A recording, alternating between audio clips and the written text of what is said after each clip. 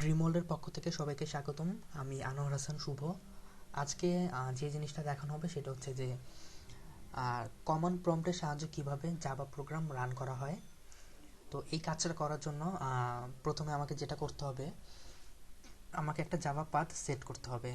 তো কম্পিউটারে Java path set করার জন্য যে জিনিসটা করতে হবে সেটা হচ্ছে প্রথমে আমাকে মাই কম্পিউটারে যেতে হবে।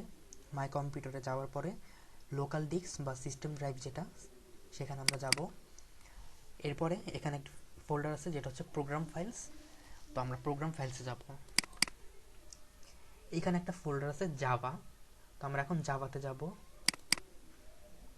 এখানে দুইটা ফোল্ডার দেখতে পাচ্ছি আমরা, জেডিকে আর একটা হচ্ছে জে আর ই। তো আমরা জেডিকেতে যাব।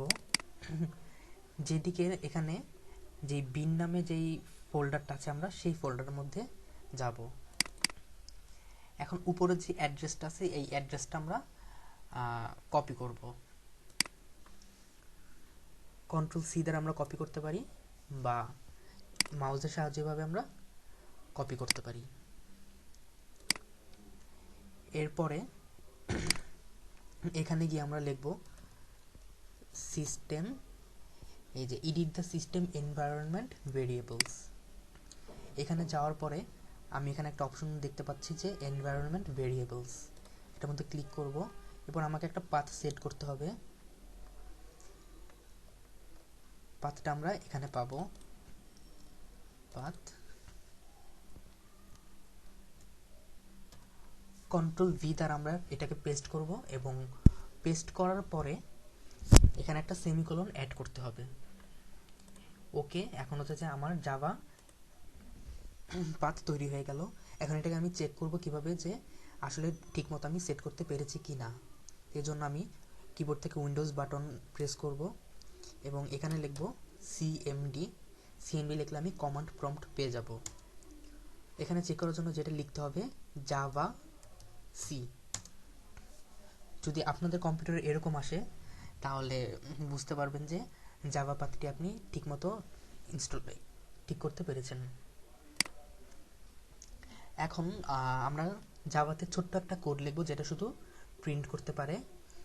আর এই জিনিসটা আমরা লিখব টেক্সট এডিটরে। তো লেখা যাক। তো প্রথমে আমরা একটি ক্লাস ক্রিয়েট করব, পাবলিক ক্লাস। আর ক্লাসের প্রথম লেটারটা সবসময় বড় হাতের হতে হয়, ছোট হাতের হলেও কোনো প্রবলেম নেই। কিন্তু যেটা হচ্ছে যে ট্র্যাডিশনালি এটা চলে আসছে যে ক্লাসের প্রথম হাতের যেই প্রথম অক্ষরটা সেটা অবশ্যই ক্যাপিটালের হতে হয়। তো আমরা যেহেতু প্রিন্ট করব তাহলে আমরা ক্লাসের নাম দিলাম প্রিন্ট। এখন লিখব যে পাবলিক স্ট্যাটিক ভয়েড মেইন।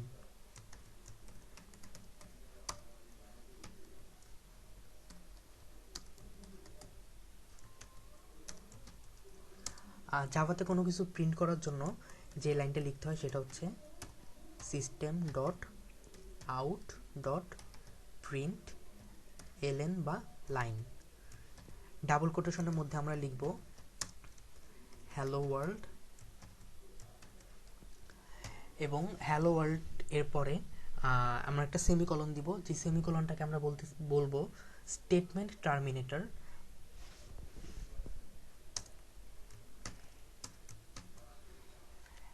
এখন এটাকে আমরা সেভ করব আমরা যে ক্লাসের নাম দিয়েছি যেভাবে ক্লাসের নাম অনুযায়ী আমরা সেভ করব।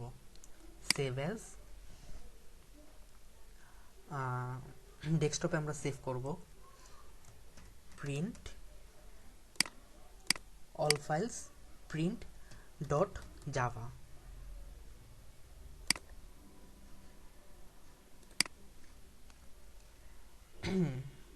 এখন আমরা কমন প্রম্পট থেকে এটাকে রান করব।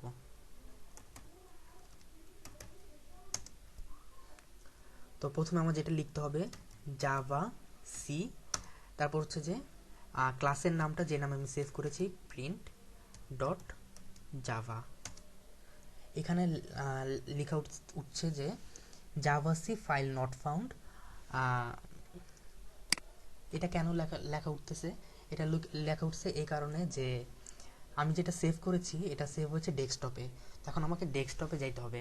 ডেস্কটপে যাওয়ার জন্য আমি যেটা লিখব সিডি ডেস্কটপ। এখন যেটা লিখব Java C print dot Java. এটা লেখার ফলে আমার একটা বাইট কোড তৈরি হয়েছে, যেটা হচ্ছে প্রিন্ট ডট ক্লাস। এটা আমি যে কোনো অপারেটিং সিস্টেমে রান করতে পারবো। এখন যেটা লিখব জাভা, শুধু ক্লাসের নাম প্রিন্ট। এখন আমাকে দেখাচ্ছে যে জাভা প্রিন্ট হ্যালো ওয়ার্ল্ড। আশা করি সবাই বুঝতে পেরেছেন। ধন্যবাদ।